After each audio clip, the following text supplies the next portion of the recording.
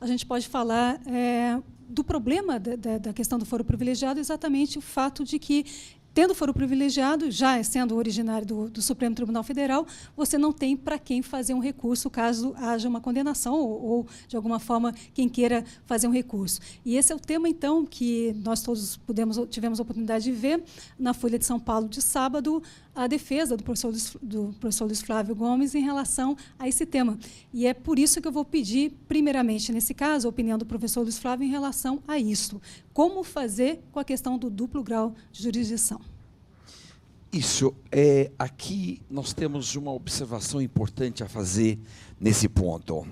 Eu estou divergindo de opiniões de gente consagrada. Eu estou divergindo no sábado na Folha de São Paulo, divergi de Carlos Veloso.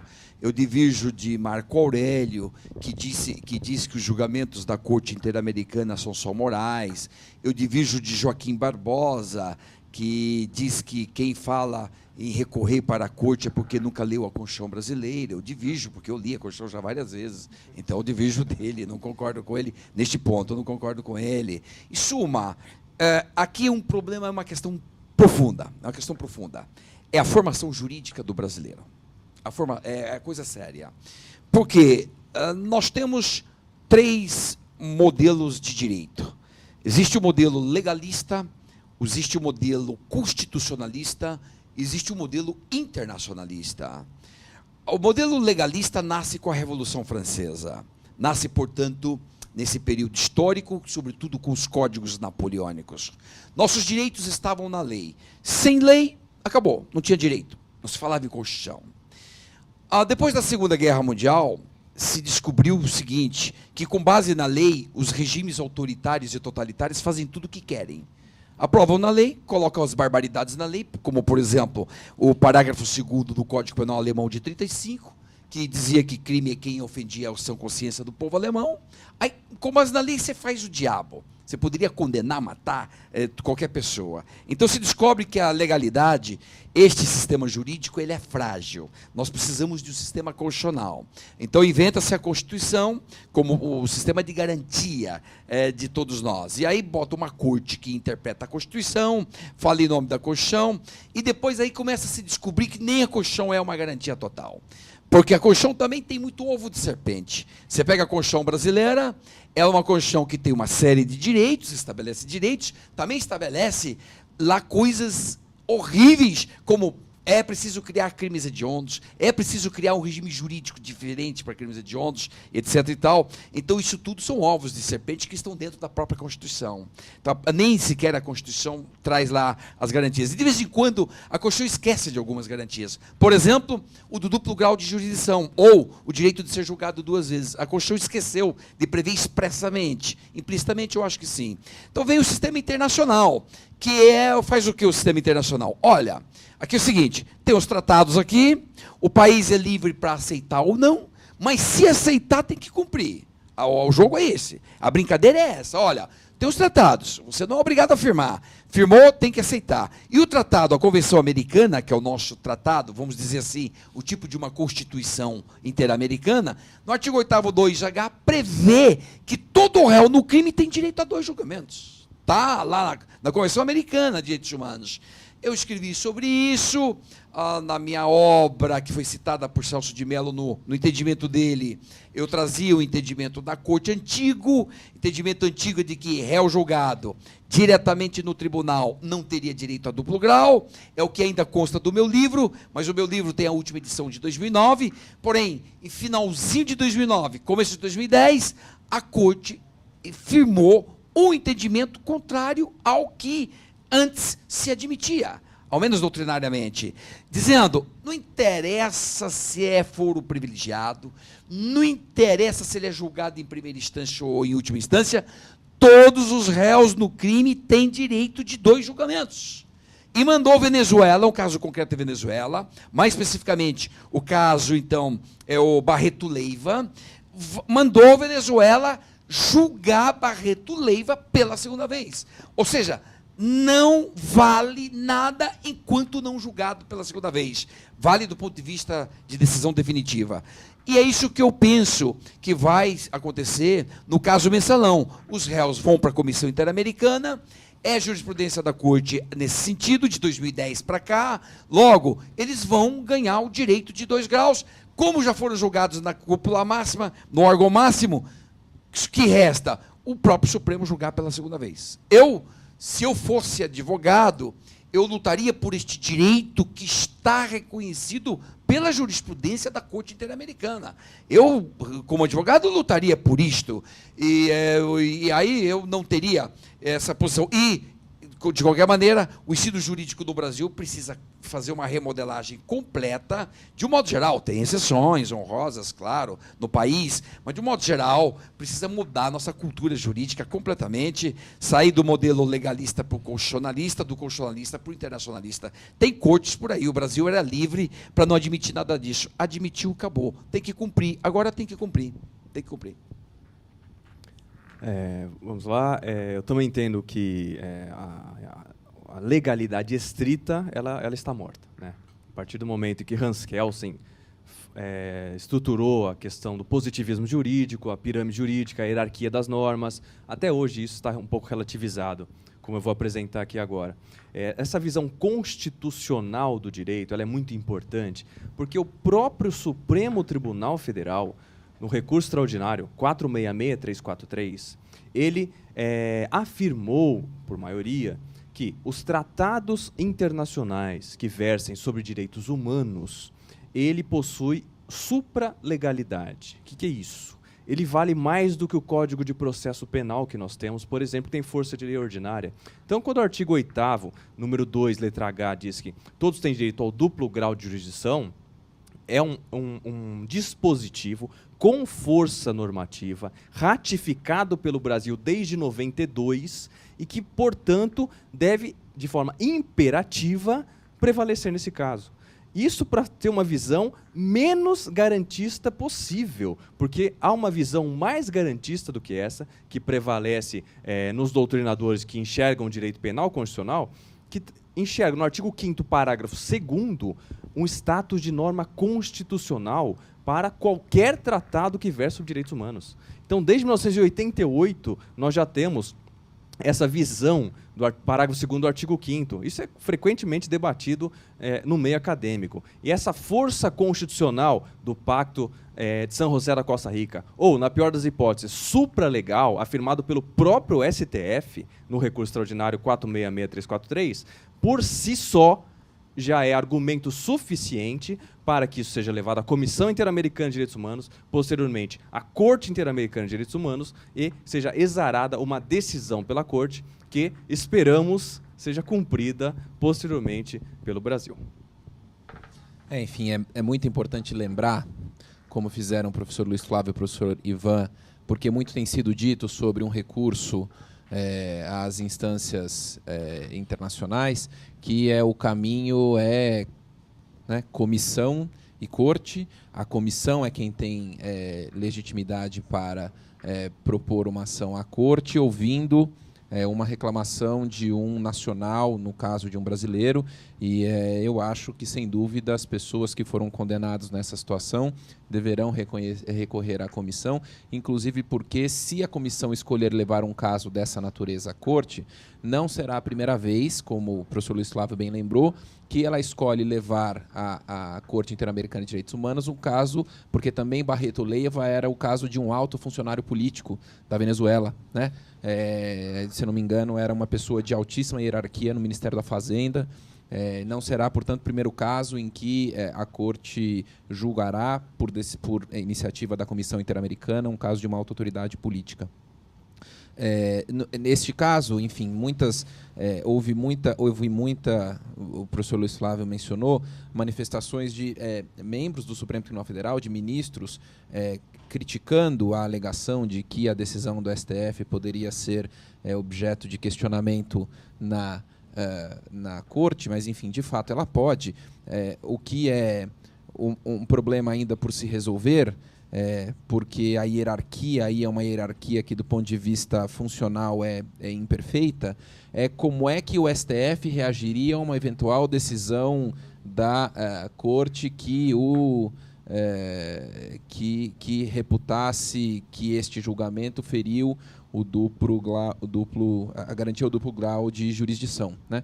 Já houve outras situações em que o Brasil, não obstante condenado, deu de ombros para a decisão, que foi o caso Gomes Lund versus Brasil, que tratava justamente da questão da guerrilha do Araguaia, e houve pouca diferença de tempo, inclusive, entre o julgamento da Corte e o julgamento do Brasil, que reputou, o julgamento do Supremo Tribunal Federal, que reputou que seguia válida a lei de anistia e, portanto, colocou muitas dificuldades a qualquer tipo de procedimento jurídico visando a promover a persecução penal dos responsáveis pelas mortes no Araguaia, porque a decisão de Gomes Lund de Araguaia mandava a persecução penal, né? Não era simplesmente um reconhecimento, mas sim que promovesse a persecução penal dos acusados. Então, enfim, essa é uma questão que enfim, ainda pende de equacionamento e aguardaremos os capítulos da novela, né? Sem dúvida será...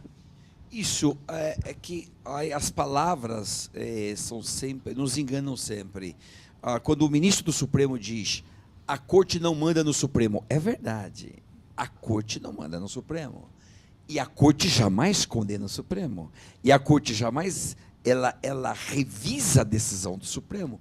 O que a Corte faz é reconhecer o direito do réu e manda o Brasil cumprir. Brasil, se vire e cumpra. É o que ele fez com a Venezuela. Neste caso do Barreto Leiva. Deu 1 ano para a Venezuela. Se vira, cumpra e coloque esse sujeito com o segundo julgamento. E teve que julgar tudo outra vez. Claro, né? Então, de fato, aí só a questão aqui é terminológica.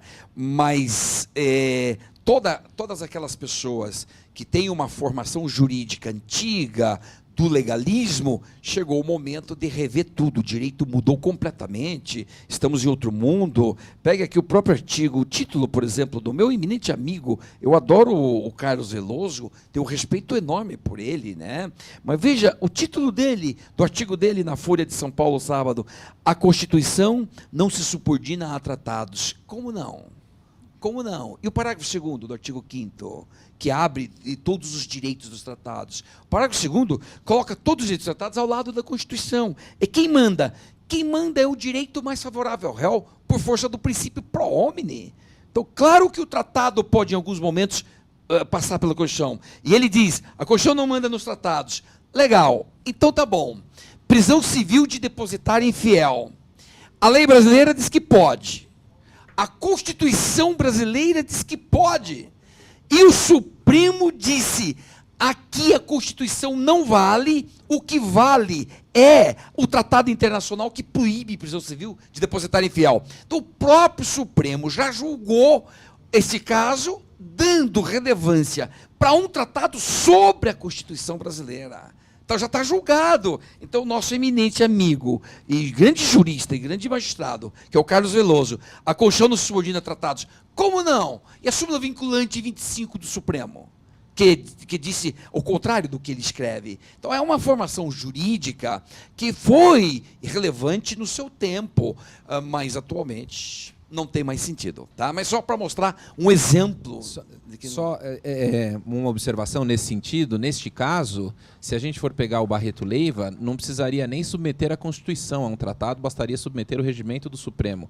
Porque no caso Barreto Leiva, quando a Corte trata da questão do julgamento por réus que tenham prerrogativa de função, ela fala, olha, um jeito de você harmonizar a prerrogativa de função com a garantia do duplo julgamento é fazer com que na instituição onde ele seja julgado, ele seja primeiro julgado por um colegiado menor e depois julgado pelo pleno. Assim você garante dentro da instituição, você garante a prerrogativa de função e garante o direito a 2 julgamentos dentro da instituição. Então não precisaria nem, digamos, reler a Constituição, bastaria que o regimento não previsse que, no caso da prerrogativa de foro, não fosse o pleno. Fosse o pleno direto. Que fosse ou primeira turma ou segunda, isso, com o recurso para o pleno. Acabou. Por exemplo. Que é a lógica que a gente faz nas revisões criminais. Uma Câmara julga, só que depois, na revisão criminal, ela é inteira. Ela inteira. Bastaria isso, um mero ajustezinho. Que vai ter que fazer o Brasil, a América Latina inteira, tem uma jurisprudência bastante autoritária em termos internacionais. E nós não lemos o que está na jurisprudência internacional. Esse é o mal nosso, é o mal do Supremo, é o mal da América Latina quase inteira, com algumas exceções honrosas. Por exemplo, a Argentina fez uma adequação no seu texto em 94, ajustou o artigo 72 da Constituição Argentina e hoje admite toda a jurisprudência internacional como norma constitucional. É diferente, é uma exceção. No quadro nosso latino-americano é uma exceção. Podemos passar para um outro tema, então? Bom, agora nós vamos falar de penas e, na verdade, nós já sabemos até que alguns réus já estão se preparando para ir para a prisão, né? A gente tem acompanhado jornais, alguns já estão se preparando psicologicamente e tal para encarar uma prisão, e a gente vai querer saber dos nossos debatedores a respeito disso. Mas antes, queria dizer para vocês que esse nosso programa Atualize-se acontecerá todo mês, ao vivo, com temas de grande relevância no cenário nacional e também, às vezes, internacional, né? Com certeza. E a participação, sempre contando com a participação de renomados profissionais na área jurídica, e pedimos, então, para que todos que gostaram aqui desse nosso primeiro programa fiquem atentos à programação, que estará sempre disponível naquele site que eu já mencionei outras vezes, vou repetir, lfg.com.br/atualize sem o hífen, e aí você pode efetivamente ir acompanhando todos os demais debates que nós vamos fazer. Queria dizer também para as unidades que enviem a lista de presença, porque no final nós vamos fazer o nosso sorteio, né? São vários livros, acesso à parte fechada do portal Atualidade do Direito, também acesso aos esquemas comentados de criminologia, muitos sorteios, e a gente vai fazer sorteio exatamente com base nessas informações. E esses Atualize, só uma informação complementar, Pois é uma não? promoção conjunta do Claro. Atualidades do Direito com o LFG. Exatamente, a É nossa isso. primeira ação aqui em conjunto, né? LFG e Atualidades do Direito, portal Atualidades do Direito. Bom, vamos falar um pouquinho agora dessa questão de penas. Afinal de contas, nós já vimos que tivemos absolvições, já tivemos condenações e tal. Mas o que o pessoal quer saber não é nem se vai ser condenado ou não, que alguns já foram, mas querer saber o seguinte, e vai mesmo para a prisão? Eu vou começar com o Ivan para nos responder esse questionamento. Em relação a efetivamente prender alguém, né, necessariamente você precisa fazer toda uma leitura do sistema penal, em especial do capítulo das penas, né, ali da parte geral do nosso Código Penal, porque só uma informação aqui para vocês, um apanhado rápido. Quais são as penas em abstrato dos crimes relacionados à Ação Penal 470? Então tem formação de quadrilha de 1 a 3 anos, peculato de 2 a 12 anos, corrupção ativa 2 a 12 anos, corrupção passiva 2 a 12 anos, lavagem de dinheiro 3 a 10 anos, gestão fraudulenta 3 a 12 anos, evasão de divisa 2 a 6 anos. Aí você começa a pensar o seguinte, bom, para alguém ser preso, eu preciso que o Supremo Tribunal Federal reconheça que o fato foi típico, ilícito, culpável, que a punibilidade não está extinta, né? Então, inicialmente, precisa ser feito todo esse raciocínio para falar, houve crime, alguém pode ser punido. Em seguida, surge a parte da fixação da pena, da dosimetria da pena. Além da dosimetria da pena, que eu não vou, obviamente, ingressar nesse mérito, porque é algo que ainda não aconteceu, na questão da dosimetria da pena, o que nós podemos afirmar é o seguinte, a maioria desses crimes, você não encontra violência, você não encontra grave ameaça. Então, praticamente nenhum aqui, salvo algumas exceções no rol de crime antecedentes da lavagem. Então, se você não tem violência ou grave ameaça e a pena ficar até 4 anos, cabe pena alternativa, pena substitutiva à prisão. Então, já começa por aí. Depois nós temos o regime aberto.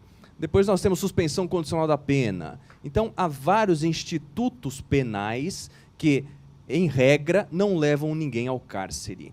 Fora a questão da prescrição retroativa, que aí vamos falar posteriormente, vamos falar disso depois, né? Então, só para fixar minha resposta, que com essa quantidade de penas e com uma perspectiva, eu acho que a pena ela tem que ser bem alta para levar alguém à prisão. Até por conta do artigo 59 do Código Penal, onde você tem as circunstâncias judiciais para fixar a pena mínima para cada um desses réus do chamado mensalão.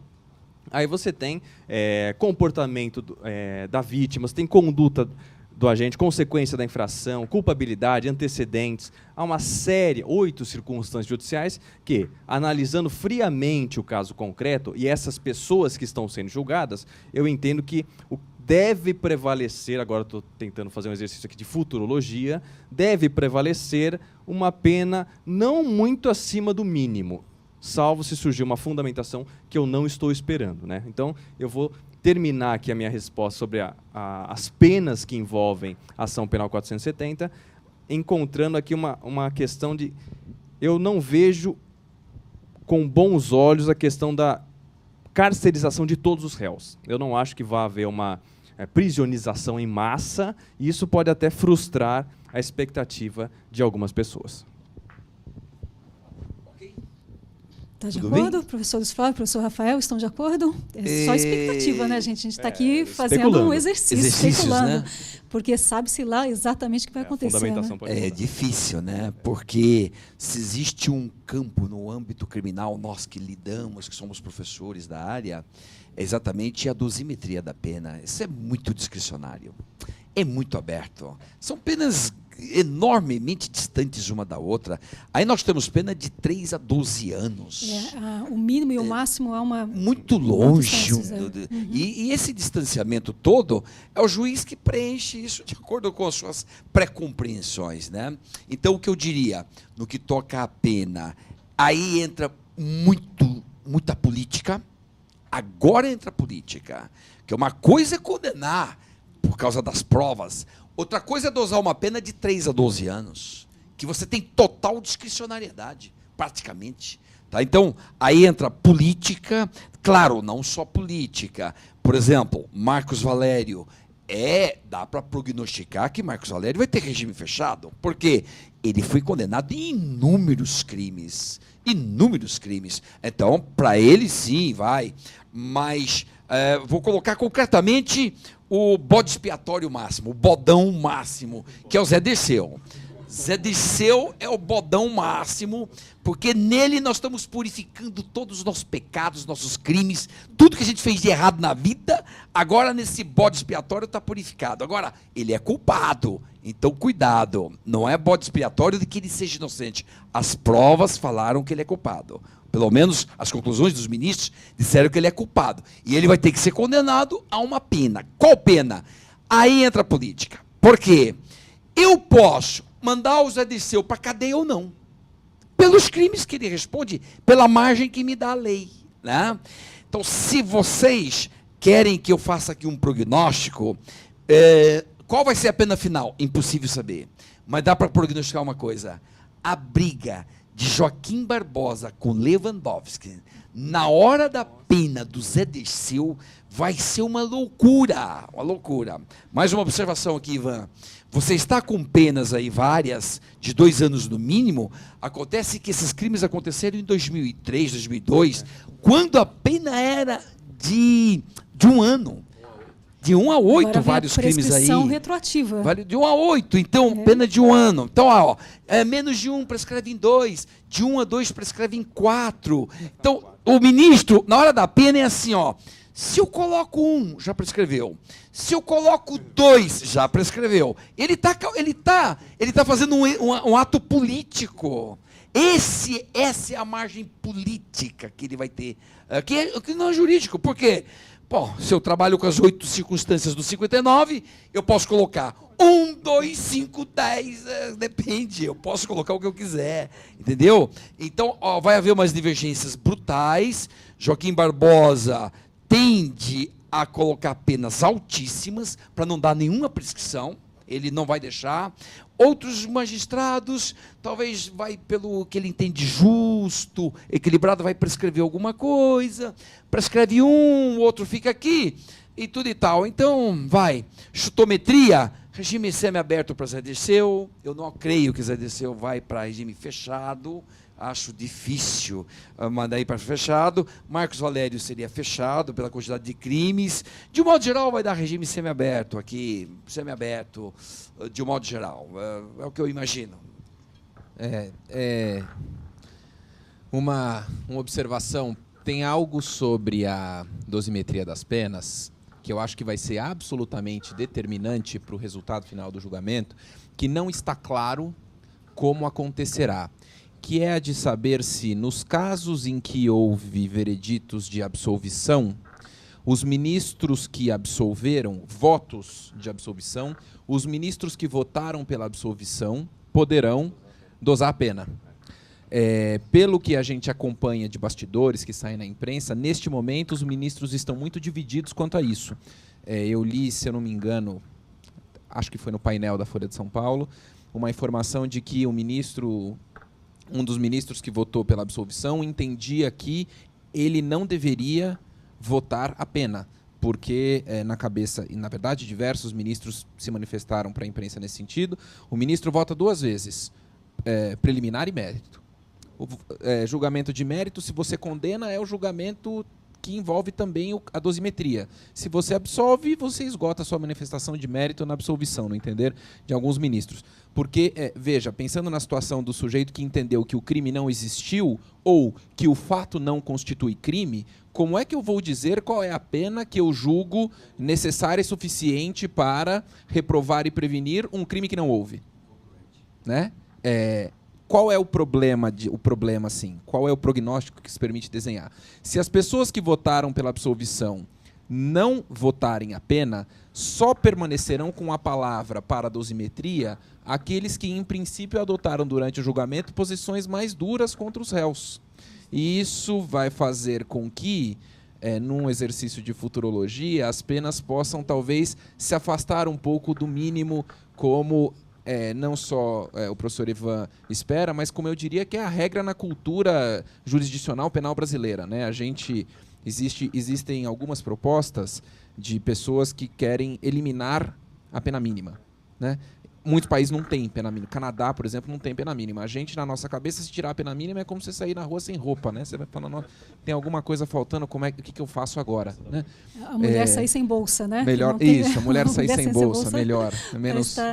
Exemplo é menos absurdo. Mas, de qualquer maneira, e não sei, talvez quem está nos assistindo se lembre, por um acidente, vazou e ficou no site do Supremo Tribunal Federal por pouco tempo, por poucos minutos, um voto do ministro Joaquim Barbosa em que a dosimetria estava lá. Aí depois ele se corrigiu e tirou o voto do ar. E as penas... O sarrafo era bem alto. Estratosféricas. Porque Então, isso tem a ver, né? Nesse sentido, pode-se desenhar um embate que o professor Luiz Flávio antevê.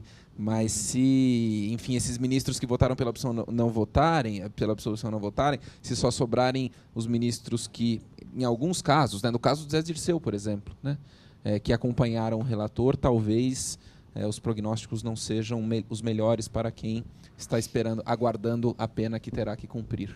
Agora, vamos imaginar aqui, os professores, se de fato a gente tiver penas mais leves, imaginando um outro cenário com penas mais leves, e a possibilidade, então, aqui da prescrição retroativa, e como que será que vai ser a leitura da sociedade frente a essa prescrição? Será que a sociedade vai ler isso como uma questão jurídica, uma questão justa, ou será que vai ler como um resultado de uma impunidade? Vou começar aqui com o Rafael, novamente.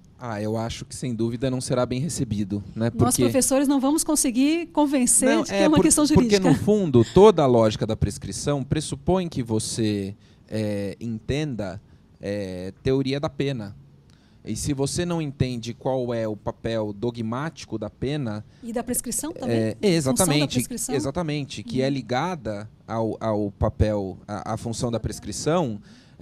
a prescrição não faz nenhum sentido, porque parece um absurdo que você diga que a pessoa cometeu um crime, que ela foi condenada a uma pena que, enfim, ela não terá de cumprir, muito embora reconheça-se que ela tenha cometido o crime, mas que ela teria de cumprir se a mesma pena tivesse sido dada 1 ano antes ou se a pena fosse 2 meses maior. Isso, de fato, é algo que é muito esperar demais de quem não é de quem não é da área que aceite isso como um resultado justo de um veredito condenatório. Então, acho que a gente não deve esperar compreensão. Enfim, quem tem a tarefa de traduzir o julgamento para o público, certamente vai ter muito trabalho para, enfim, transmitir a lógica disso. Eu entendo que a questão da prescrição, ela vai, acho que pela primeira vez, vai colocar a prescrição em pauta, né, na pauta midiática, como uma grande vilã, né? Então, a tendência é mais uma repercussão desse julgamento. Vamos eliminar o foro prerrogativa de função, vamos acabar com a prescrição retroativa. E já houve até uma tentativa de alteração da questão da prescrição retroativa, recentemente, em que você não permite mais a prescrição retroativa entre a data do fato e o recebimento da denúncia. Já há uma barreira, né? E a tendência é que essa barreira seja ampliada para impedir efetivamente a prescrição retroativa. Porque como você vai explicar isso para as pessoas? Como você fala, ó, aconteceu a impunidade, vamos usar agora um discurso midiático. A impunidade aconteceu, muito dinheiro público foi gasto nesse julgamento, de 2007, do recebimento da denúncia, até 2012. A pauta do Supremo ficou trancada para não acontecer nada.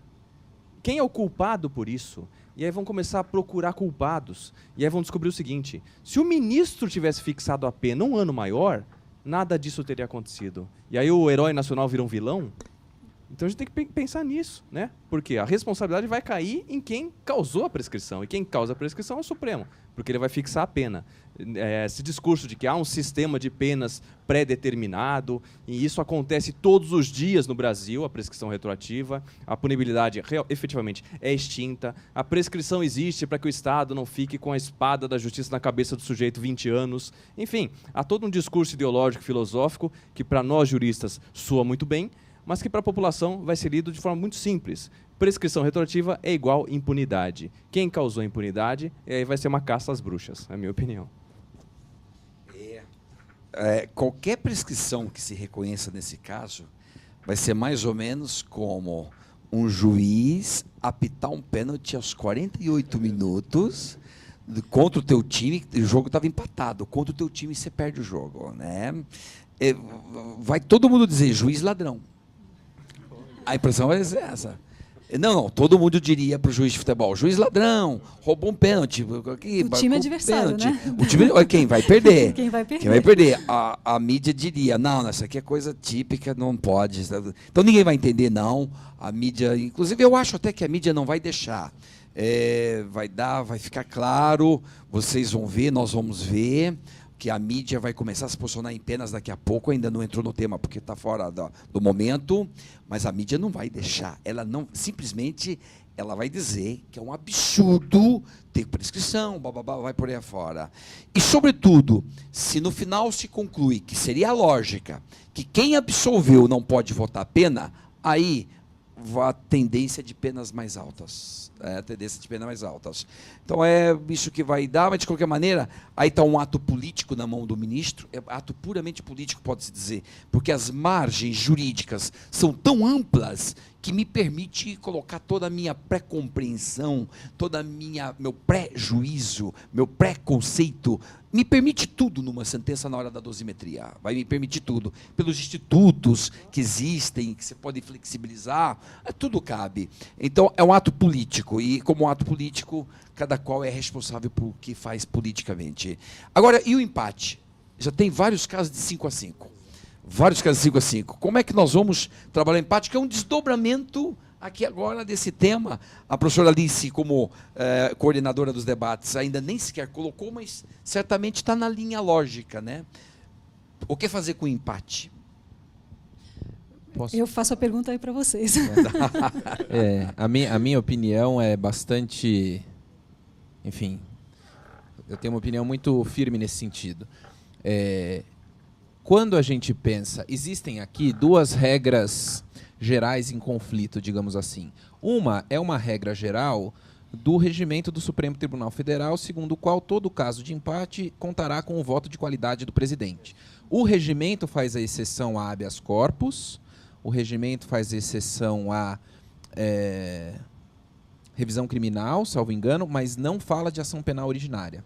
Portanto, se você interpretar que a regra geral do regimento é o voto de Minerva, que o dispositivo que prevê a exceção deve ser interpretado de maneira restrita, a ação penal originária teria o voto de desempate do presidente. Essa é a opinião que foi manifestada na imprensa pelo ministro Marco Aurélio de Mello. Existe, por outro lado, a regra geral do direito penal, que é de que o empate favorece o réu.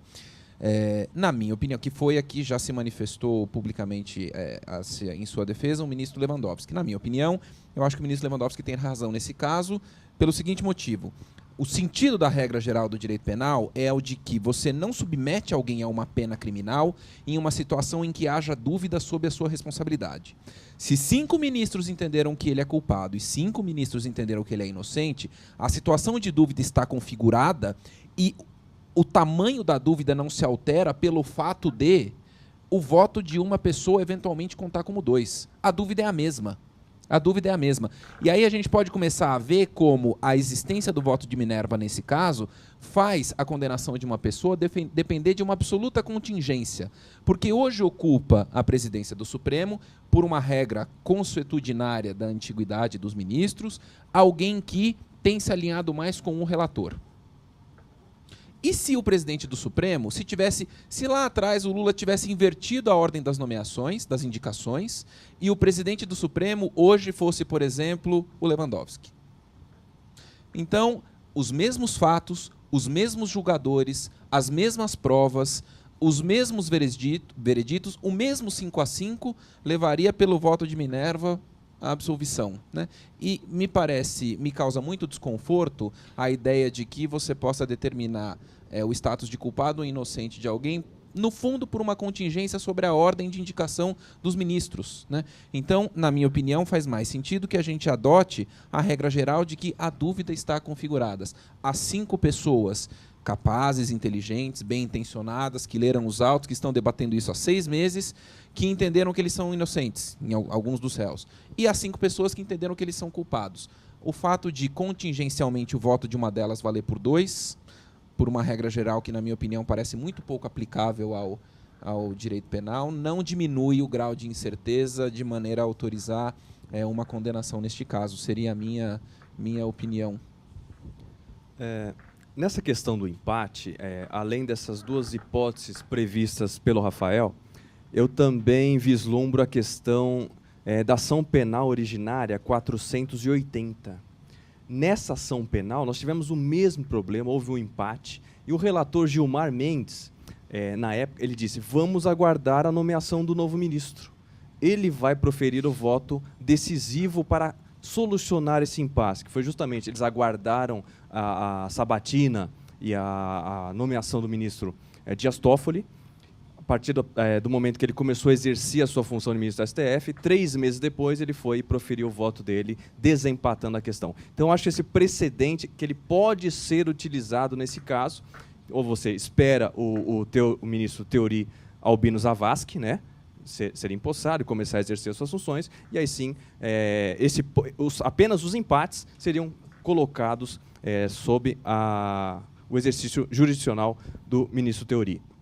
Isso é um precedente, pode ser que isso aconteça. Há também a questão do voto de Minerva, do artigo 13 do regimento interno do STF, e essa questão do voto de Minerva, aparentemente, ele é muito agradável para alguns ministros que já estão externando a sua posição. É também uma possibilidade. Eu acho que a possibilidade menos provável aqui no caso, que mais me agrada, é a questão do princípio do indúbio pro réu, que é um princípio clássico do direito penal. Por ser um princípio, possui força normativa, por ser um princípio com força normativa, prevalece sobre o regimento interno do STF, obviamente. Mas não entendo que infelizmente, que isso vá prosperar.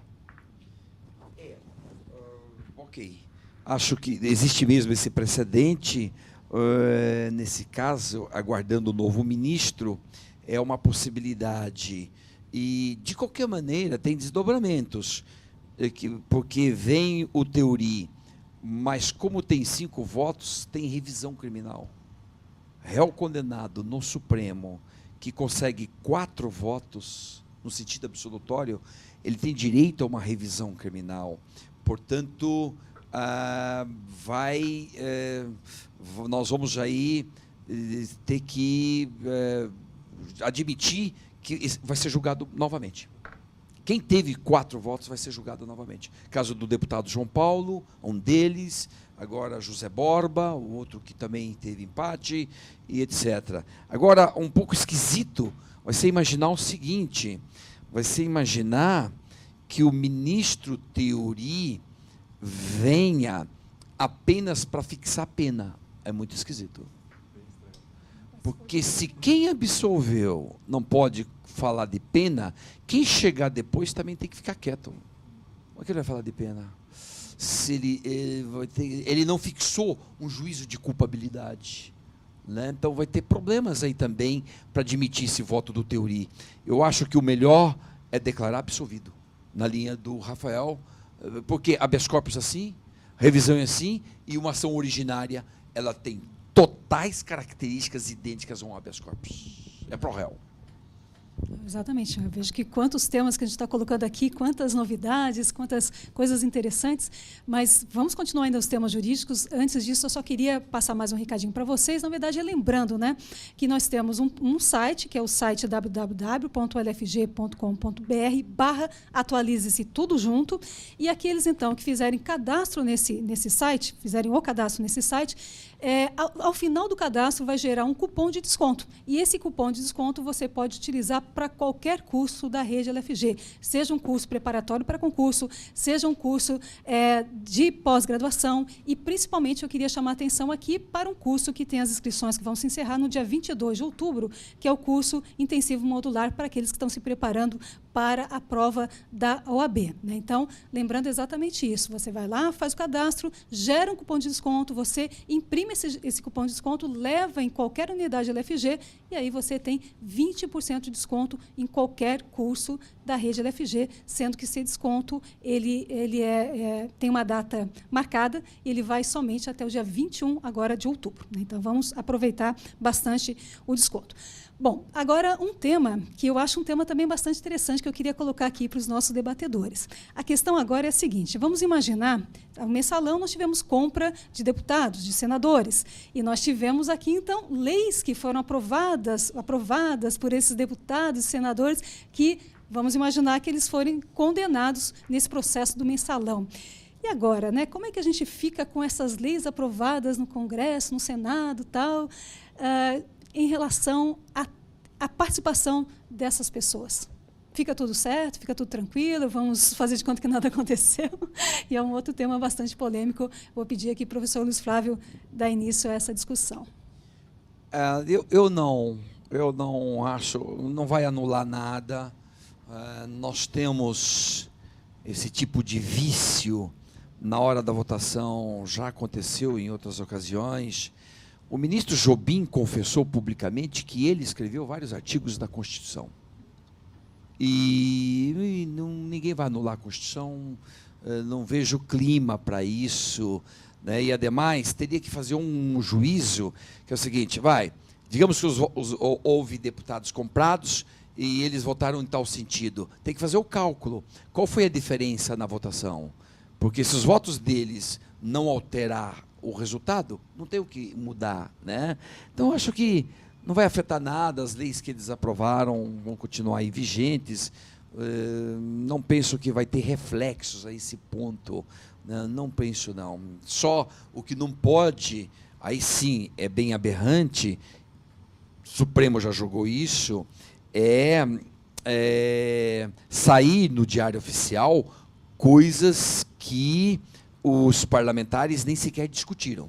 Isso aconteceu com uma lei, que o parágrafo único do artigo 11 dessa lei foi inserido um parágrafo único aí por um legislador de dentro de um gabinete. Ou seja, o cara não era legislador. Aí o Supremo disse que aquela lei era formalmente inconstitucional. Mas o tema não tinha nem sequer sido discutido no Congresso. Então, eu tenho a impressão que não vai afetar nada disso daqui, não. Mas no Brasil tem de tudo. E coisas nossas, não é só a jabuticaba que é coisa só brasileira. Nós temos a figura do ghost legislator. Ou seja, tem legislador fantasma, que a lei vem de um jeito do Congresso e lá à noite o cara escreve o que ele acha bonito. Escreveu, neste caso concreto, e o Supremo depois julgou essa lei inconstitucional. formalmente inconstitucional. Bom, eu entendo que a questão aqui ela envolve algo maior, né? Nós temos que valorar a questão sob o ponto de vista do interesse público. As leis aprovadas, elas foram leis viciadas sob o ponto de vista consequencial, né? Alguém levou vantagem em detrimento de toda a coletividade. Eu não vejo isso durante todos esses anos, de 2002 a 2012. Não acho que é uma análise que será feita, né? Esse vício na vontade parlamentar de algumas pessoas, contaminando todo o processo de votação do legislador, do sistema legislativo. Então, não acho que isso vai ser, que alguma lei vai ser anulada, que será preciso refazer a aprovação de algumas leis. Eu acho que a questão do interesse público ele está acima desse formalismo, por mais viciado que seja, mas eu acho que o desgaste nacional, o desgaste legislativo, o desgaste político e principalmente social desse tipo de anulação, ele é muito grave, né? Até porque nós sabemos exatamente quais leis tiveram a participação dessas pessoas e de outras pessoas, porque nós estamos agora ouvindo dizer que não para por aqui, né? Que eles estão pensando em buscar outras pessoas para responsabilizar, futuras imputações, enfim, há toda uma discussão envolvendo essa atividade parlamentar. Eu acho que até pela impossibilidade de você identificar efetivamente se houve ou não dolo de um parlamentar em determinada votação a favor ou contra o governo, eu acho que isso não vai ser modificado. Eu queria fazer uma ressalva. E aí, depois, possivelmente, eu vou divergir dos... Né, só para, enfim, a gente não ter que devolver o dinheiro de quem pagou o ingresso esperando ver polêmica. Né, que é a seguinte, isso depende muito de como sairá a decisão do Supremo. Então, a perspectiva de que você possa utilizar a decisão do Supremo para tentar impugnar a validade da reforma tributária e da reforma previdenciária, que são duas das que estão sendo ditas como tendo sido objeto de aprovação com utilização, ao menos em parte, dessa mercancia de votos parlamentares, se a decisão do Supremo afirmar que ficou fatualmente provado que estas duas reformas, estas duas votações, se deram mediante compra de votos, isso configura, na minha opinião, um fundamento fático para que você possa, eventualmente, no próprio Supremo Tribunal Federal, ajuizar uma medida visando a anulação dessas leis. Se isso não constar da decisão, enfim, a gente fica muito no terreno da especulação, mas eu acho difícil até que se tenha condição de levar algo adiante quanto a isso. Assumindo este fato, vamos assumir que seja um fato e que conste na decisão do Supremo que é um fato que foi provado na esfera penal, com a instrução mais detida que há, que a decisão, que determinadas leis foram compradas. Eu tenho uma enorme dificuldade com assimilar o fato de que eu posso tratar como válida uma lei que tenha comprovadamente sido comprada, ao menos em parte, e que o Poder Judiciário tenha reconhecido a existência da compra de votos. Neste caso, eu não precisaria nem ir à questão de saber quantos deputados foram ou não comprados. Porque quando a gente pensa na aprovação da lei, a gente não tem que pensar só no voto, na quantidade de votos, mas a votação é a parte final de um procedimento que é o procedimento de debate parlamentar que informa o ato de votar. A gente imagina que não, mas existe muito debate e muita negociação no Congresso na aprovação, principalmente de grandes reformas. E se eu assumo que uma lei de muita importância foi objeto de compra, ao menos em parte dos votos, eu não comprei só votos, mas eu também esvaziei o debate que é o pressuposto, digamos assim, substantivo e que dá legitimidade democrática àquela lei. Porque não é uma questão esotérica da gente querer tantos números de votos. É uma questão de que os votos representam a etapa final de um processo que é um processo de debate que a gente espera que exista no Congresso e que qualifica democraticamente a decisão parlamentar. Ah, mas tem muita decisão que é objeto de barganha política. Então, o sujeito vota com o governo em troca de cargo e não porque ele efetivamente tenha se convencido da qualidade do debate na lei. Mas o fato é que esse tipo de barganha é aceita pela lei e venda não é. Né? O sistema jurídico não interfere no sistema político a ponto de determinar o que um parlamentar deve considerar para votar uma lei. Mas ele claramente estabelece os limites do que vale e do que não vale como barganha política.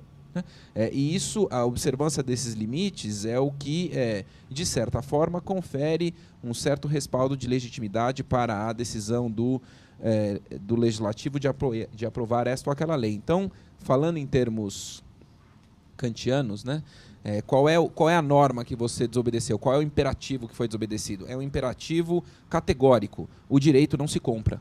A lei não se vende. É isso que foi desobedecido. Não é a lei não se vende no limite de votos em que seja necessário para que a maioria não tenha sido comprada. Ou a lei não se vende no caso dos votos, enfim, cuja compra foi determinante para mudar de opinião. Porque não é assim que a gente trata nenhum outro ato jurídico. Né? Se eu sou um juiz que consistentemente dou habeas corpus na situação A, entrou com habeas corpus nessa situação aqui, concedo a ordem. Concedo. Se na 1000ª vez que eu for julgar este mesmo caso, em consonância com todos os meus precedentes, eu vendo a minha decisão, muito embora eu não tenha alterado meu entendimento, essa decisão é uma decisão espúria. Ela não pode, ainda que o dinheiro não tenha sido determinante para eu mudar a minha opinião. Então, eu também, enfim, por uma questão de honestidade com quem nos está assistindo, eu já debati essa questão com muitas pessoas, eu sou a única que eu conheci até hoje que pensa assim. Então, eu estou absolutamente sozinho e os professor Ivan, professor Luiz Flávio estão fartamente acompanhados, inclusive ministros do Supremo já se manifestaram, mas o meu incômodo é moral. No fundo, é isso que eu queria dizer. Eu não Ivan consigo... quer fazer também uma observação, né? Não, só para falar que eu concordo plenamente com você, Rafael, no tocante a identificar que existe um vício.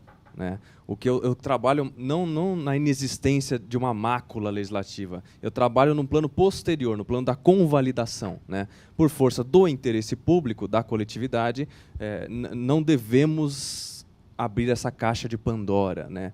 Porque aí nós vamos cutucar diversas situações fáticas. Seria bom derrubar o castelo de cartas, né? Mas acho que você identificar vícios em 80% das leis nacionais, você deixaria o Brasil numa situação extremamente fragilizada. Desculpa, é só por isso que eu fiz a ressalva de que tudo isso dependeria de uma afirmação positiva, categórica, de que ficou apurado na instrução criminal de que a lei foi comprada. Porque, enfim, aí você tem um fato terrível. É que quantos deputados foram comprados? Mas não dá para saber. Pelo mensalão a gente não conseguiria, né? Mas para mim a questão independeria do número de votos. Você comprou o processo de aprovação da lei. E não o número X de votos. Com vício, né? Que nós sabemos que, inclusive, há processos de aprovação que são feitos pelas maiorias, né? Então, 4, 5 parlamentares se unem e aprovam uma lei, os outros às vezes nem participam. Tudo bem. Mas tema polêmico, essa nossa ideia aqui, efetivamente, sempre trazer temas e não consensuais, porque consenso nunca engrandece tanto quanto as divergências que a gente pôde observar hoje.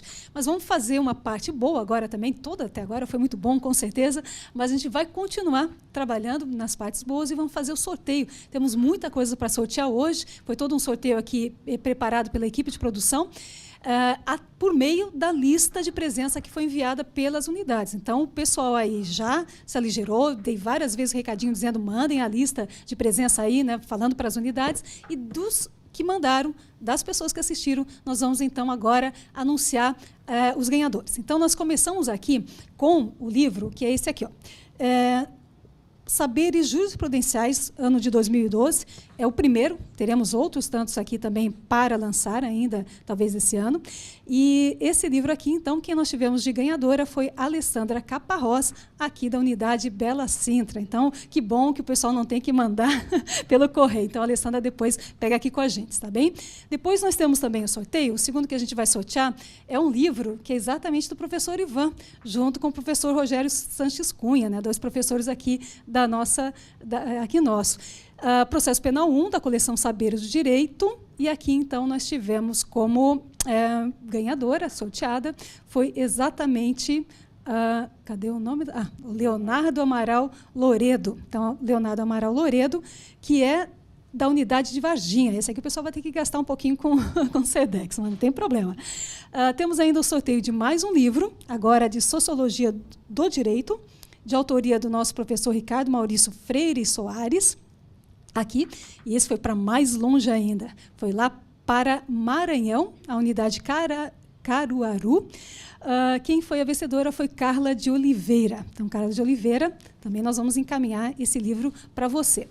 Continuando os nossos sorteios, nós temos agora, vamos divulgar o resultado dos 2 ganhadores, acesso gratuito por 45 dias aos esquemas comentados de criminologia, né? A autoria minha, professor Luiz Flávio, e o professor Danilo Sinrod. E aí, são 3, então, que nós vamos sortear, né?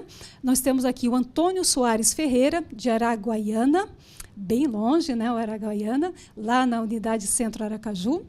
Desculpe, agora também do Rodrigo Santana Cardoso, aí sim que é da unidade Centro Aracaju. E agora, esses são os dois, né, falei antes 3, não, mas eram 2 do esquemas comentados de criminologia. Os últimos agora que a gente vai sortear. São 3 ganhadores, acesso gratuito por 30 dias do portal Atualidade Direito, que está junto com o LFG fazendo esse nosso Atualize-se. Então, nós temos aqui o primeiro ganhador lá de Apucarana, que é o Marco Antônio, então, unidade de Apucarana. Depois nós temos da unidade de Florianópolis, lá da minha terra, Beira-Mar, a Paula Caruso, McDonald. E nós temos também da unidade de Erechim, agora a unidade de Erechim, Roberta de Oliveira. Então, são as 3 ganhadores, aqui, na verdade, 1 ganhador e 2 ganhadoras do acesso por 30 dias do nosso portal Atualidade Direito. Bom, com isso, a gente finaliza aqui o nosso Atualize-se. Esse é o primeiro de tantos outros que a gente vai ter oportunidade de trabalhar aqui com vocês, de estar aqui com vocês. Esperamos, claro, que vocês tenham gostado dessa aula fantástica de Direito Penal, Criminologia, Processo Penal, que esses nossos convidados nos presentearam. E esperamos nos encontrar nos próximos Atualize-se, temas de grande repercussão geral. E agradeço também aqui a presença dos nossos convidados e aproveito para lembrar todos que nos assistiram até agora que toda a programação dos demais Atualize-se você confere no portal www.lfg.com.br/atualize-se sem hífen. Agora é sem hífen, certo? E o debate de hoje, então, mensalão, como outros tantos, também estarão lá. E para finalizar, mais uma última informação que eu queria passar para vocês é que esse debate de hoje, caso vocês queiram assistir novamente ou vocês queiram divulgar para outras pessoas, né, dizer para outras pessoas, assista também aqui o debate, você pode fazer. E aí você vai encontrar esse debate agora num outro lugar, que é no portal Atualidade do Direito, atualidadedireito.com.br, a partir do dia 18 agora desse mês, e você pode, então, assistir novamente, se você quiser, ou até divulgar para os seus colegas para que assista, tá bom? Então, agradeço aos nossos professores, agradeço a você que esteve aí até agora, e até o nosso próximo encontro.